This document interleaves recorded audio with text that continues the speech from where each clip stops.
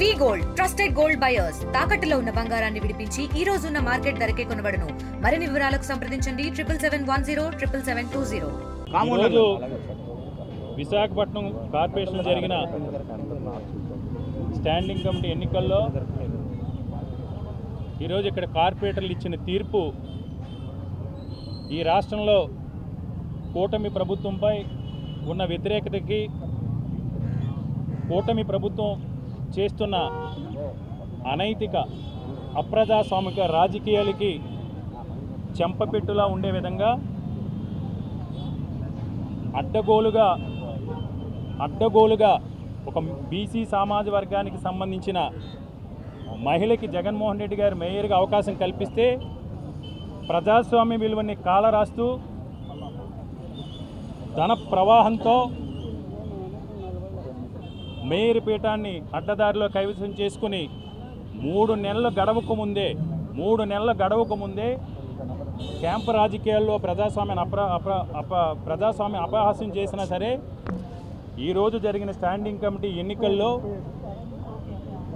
Mayor ఏదైతే ఈ కూటమి ప్రభుత్వంపై గతంలో మేయర్ గారి మీద పెట్టిన అవిశ్వాస తీర్మానంలో చేసిన తప్పులు మళ్ళీ చేయకుండా కొంతమంది కార్పొరేటర్లు 3 నెలలు తిరగకుండానే ఈ కూటమి ప్రభుత్వమై వ్యతిరేకతను వ్యక్తం చేస్తూ భయభ్రాంతులు గురి చేసిన, ఓటుకి నోటుతో క్యాంపు రాజకీయాలు చేసిన, నాకు తెలిసి విశాఖపట్నం చరిత్రలో స్టాండింగ్ కమిటీ ఎన్నికలకు సంబంధించి 2020లో కానీ 2021లో కానీ 2021లో కానీ 2023లో కానీ 2021, 22, 23లో వైఎస్ఆర్ కాంగ్రెస్ పార్టీకి స్టాండింగ్ ఆధ్వర్యంలో ప్రభుత్వం అధికారంలో స్టాండింగ్ కమిటీ ఎన్నికల్లో ఎప్పుడు ఇలాంటి క్యాంపు రాజకీయాలు కానీ ఓటుకు నోట్లు కానీ లేకుండా ప్రజాస్వామ్యయుతంగా అప్పట్లో ఎన్నికలు జరిపించాం.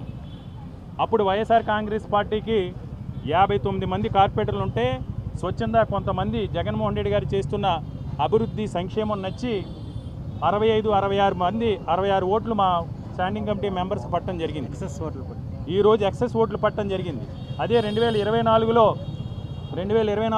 ఇదే విధంగా మీరు ధన ప్రవాహంతో ఓటుకు నోటుతో స్టాండింగ్ కమిటీ ఎన్నికల్లో మీరు అప్రజాస్వామ్యంగా కైవసం చేసుకున్నా ఈరోజు ఇక్కడ జరిగిన తీరు 47 మంది కార్పొరేటర్, సుమారు 47 మంది నుంచి 50 మంది కార్పొరేటర్లకి ధన ప్రవాహంతో ఎప్పుడూ లేని విధంగా విశాఖపట్నం చరిత్రలో స్టాండింగ్ కమిటీ ఎన్నికల్లో గతంలో ఎప్పుడూ జరగని విధంగా క్యాంపు రాజకీయాలు చేసి మీ కార్పొరేటర్ల మీద అనుమానంతో కూటమిలో ఎవరైతే కార్పొరేటర్లు ఉన్నారో ఆ కార్పొరేటర్లకు డబ్బులు ఇచ్చినా లేకపోతే బహుమతులు ఇచ్చినా వాటి మీద కూడా నమ్మకం లేకుండా ఒక అభద్రతా భావంతో ప్రజల్లో వ్యతిరేకత ఉంది.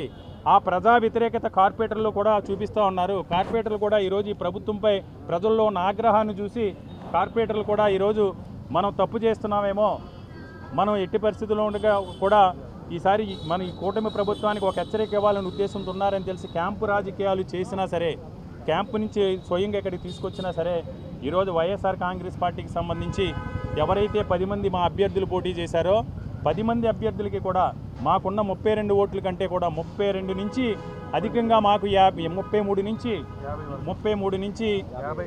మాకు పోటీ చేసిన లక్కిల లక్ష్మి గారికి 38,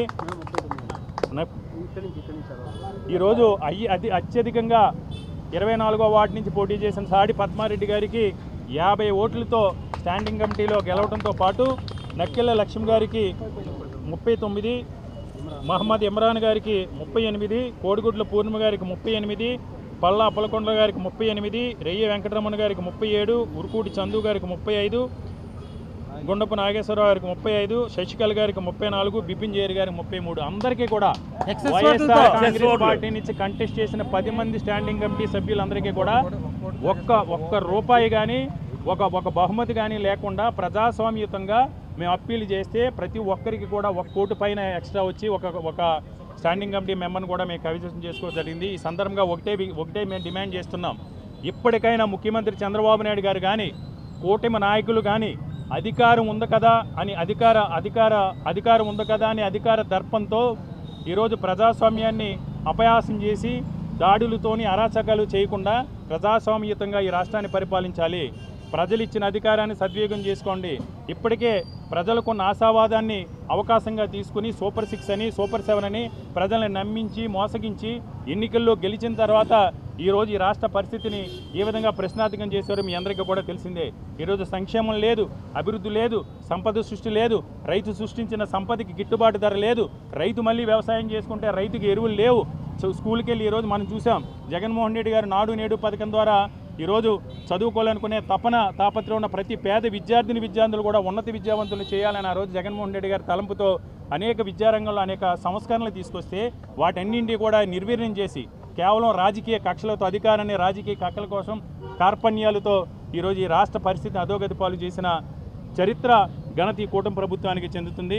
కాబట్టి ఇప్పటికైనా సరే కూటమి నాయకులు మా ఒక గౌరవప్రదమైన ప్రతిపక్ష నాయకుడిగా మా నాయకుడు జగన్మోహన్ రెడ్డి గారి ఆదేశాల మేరకు ప్రతిపక్షం అంటే ప్రజాపక్షం, మేము చేస్తున్న ఏ పోరాటమైనా ఏ ప్రొటెస్ట్ అయినా యువత పోరైనా వెండిపోటు దినమాని ఏదైనా సరే మేము ప్రజల కోసం ప్రజల పక్షాన్ని నిలబడి ప్రజలకు మీరు ఏదైతే ఎన్నికల ముందు ప్రతిజ్ఞ మీరు డిప్యూటీ సీఎం పవన్ కళ్యాణ్ గారు మీరు ప్రతిజ్ఞలు చేసి ప్రమాణాలు చేసి ప్రజలకు ఏదైతే హామీలు ఇచ్చారో హామీలు నెరవేర్చమని మాత్రమే మేము పోరాటాలు చేస్తున్నాం. వాటిని కూడా ఈరోజు కేసులతో మీరు అణచివేసే ప్రయత్నం చేస్తున్నారు. కాబట్టి ఎప్పటికైనా కళ్ళు తెరాలని డిమాండ్ చేస్తున్నాం. ముఖ్యంగా ఈ స్టాండింగ్ కమిటీ ఎన్నికల్లో మాకు ఈరోజు అన్ని రకాలుగా కూడా కోఆపరేట్ చేసిన మా 32 మంది కార్పొరేటర్లకి, ముఖ్యంగా పెద్దలు వైఎస్ఆర్ కాంగ్రెస్ పార్టీ సీనియర్ నాయకులు, శాసనమండలి ప్రతిపక్ష నాయకులు గౌరవనీయ బొత్స సత్యనారాయణ గారికి, అదేవిధంగా మా in charge regional coordinator Kurasala Kannababu గారికి, పార్లమెంటు అబ్జర్వర్ కదిరి బాబురావు గారికి, మా మాజీ మంత్రివర్యులు అమర్నాథ్ గారికి, ముఖ్యంగా మా సమన్వయకర్తలు ముళ్ళ అప్పారావు గారికి, దేవన్ రెడ్డి గారికి, చంద్రశ్రీని గారికి, వాసుపల్లి గణేష్ కుమార్ గారికి, మల్లా విజయప్రసాద్ గారికి, ఫ్లోర్ లీడర్ బాణాల శ్రీనివాస్ గారికి, డిప్యూటీ మేయర్ కట్టమూరి సతీష్ గారికి, అందరికీ కార్పొరేటర్లందరూ కూడా మేము ధన్యవాదాలు తెలియజేస్తున్నాం. తప్పకుండా ఇదే స్ఫూర్తితో మేము ప్రజాస్వామ్యతంగా రాజ్యాంగబద్ధంగా ఈ విశాఖపట్నం పైన ఉత్తరాంధ్ర ప్రాంతం పైన ఏదైతే ఈ కూటమి ప్రభుత్వం వివక్ష చూపిస్తుందో రేపటి నుంచి మా పోరాటం అమరావతికి మేము వ్యతిరేకం కాదు, అమరావతికి వ్యతిరేకమా కాదనేది నా వ్యక్తిగతంగా మేము వ్యతిరేకం కాదు ఉత్తరాంధ్ర ప్రాంత వాసులు. కాకపోతే విశాఖపట్నాన్ని వివక్ష చూపిస్తున్నారు. ఈ ప్రాంతంలో అన్ని రకాల వనరులు ఉన్నాయి కూడా అమరావతి కోసం ఈ ప్రాంతం మీద సౌతి పేమరు చూపించి వివక్ష చూపిస్తున్నారు. ఈ ప్రాంత అభివృద్ధి కోసం మేమందరం కూడా కలిసి సమైక్యంగా ఈ ప్రాంత అభివృద్ధి కోసం పోరాడతామని తెలియజేసుకుంటాం. శాసన మండలి బొత్స సత్యనారాయణ గారి ఆదేశాల మేరకు, అలాగే మా కురసాల కన్నబాబు గారు, అలాగే మాజీ మంత్రివర్యులు అమర్నాథ్ గారు, మరీ ముఖ్యంగా మా అన్న శ్రీ కేకే రాజు గారి ఆదేశాల మేరకు ఈ స్టాండింగ్ కమిటీ ఎలక్షన్ మొత్తం కూడా ఆయన పర్యవేక్షణలో జరగడం జరిగింది. అలాగే మాకున్న 32 మంది కార్పొరేటర్లు, మా ఫ్లోర్ లీడర్ బాణాల శ్రీన్ గారు, మా డిప్యూటీ మేయర్ సతీష్ గారు, అలాగే ప్రతి ఒక్క కార్పొరేటర్ గారు కూడా ప్రతి ఒక్కరూ మనం ఎలాగైనా గెలవాలి. ఎందుకంటే అవతల నుంచి ఎప్పుడైతే మేయర్ని మార్చారో, ఒక మహిళ, ఒక బీసీ వర్గానికి చెందిన మహిళని ఎప్పుడైతే మార్చారో ప్రతి ఒక్కరూ కూడా బయటికి చెప్పుకోలేరు. ఎందుకంటే అధికారం ఉంది కనుక ఏ కార్పొరేటర్ బయటికి చెప్పుకోలేరు. సో ఓటుతో ఖచ్చితంగా మాకు విజయాన్ని ఇస్తారని చెప్పి ఈ విధంగానే మనం ఎలాగైనా ప్రజలకి ఓ సంకేతం తెలియజేయాలనే ఉద్దేశంతో ఏదైతే స్టాండింగ్ కమిటీ ఎలక్షన్ పోటీ చేయడం జరిగింది. అలాగే నాకు ఓటేసిన ప్రతి ఒక్కరూ కూడా 50 మందికి కూడా పేరున నేను శిరస్సు వంచి నమస్కారం తెలియజేసుకుంటున్నాను. ఇది ఒక నిదర్శనం. ఎందుకంటే జగన్మోహన్ రెడ్డి గారు గవర్నమెంట్ అయిపోయిన తర్వాత వచ్చిన 1 ఇయర్లోనే మాకు 3 సంవత్సరాలు స్టాండింగ్ కమిటీ ఎలక్షన్ జరిగినప్పుడు ఎప్పుడూ కూడా క్యాంప్ రాజకీయాలు కానీ, డబ్బులు కానీ, బహుమతులు కానీ ఎటువంటి ఏం లేకుండా మీడియా ప్రతినిధులు కూడా అందరికీ తెలుసు. స్టాండింగ్ కమిటీ మెంబర్స్ ఇవ్వడము, గెలవటము జరిగేది. ఎప్పుడు కూడా ఎక్కడ భయం కూడా లేదు, ఒక చింతన కూడా లేదు, ఎవరింటికి వెళ్ళి అడిగే హక్కు కూడా ఎవరు అలా కల్పించలేదు. కానీ కిందటి సంవత్సరం జరిగినప్పుడు కూడా అప్పుడు కూడా స్కెచ్ మార్క్స్ పెట్టి, పెన్నులు పెట్టి, భయపిచ్చి, భయభ్రాంతులు చేసి వాళ్ళందరినీ పక్కన పెట్టడం వల్ల, లేదంటే ఆ రోజు కూడా మేము గెలిచాము. ఈసారి వాళ్ళు ఆ భయభ్రాంతుల్ని కట్టలు తెంచుకొని వచ్చారంటే ఒక్కసారి మీరు వ్యతిరేకత ఎంత ఎక్కువైంది అనేది మీ ప్రజలందరూ గమనిస్తారని ఈ విధంగా తెలియజేసుకుంటున్నాను.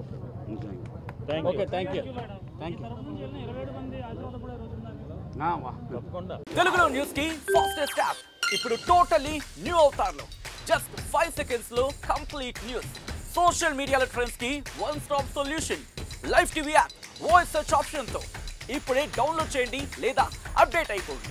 యాప్ లింక్ డిస్క్రిప్షన్ లో ఉంది.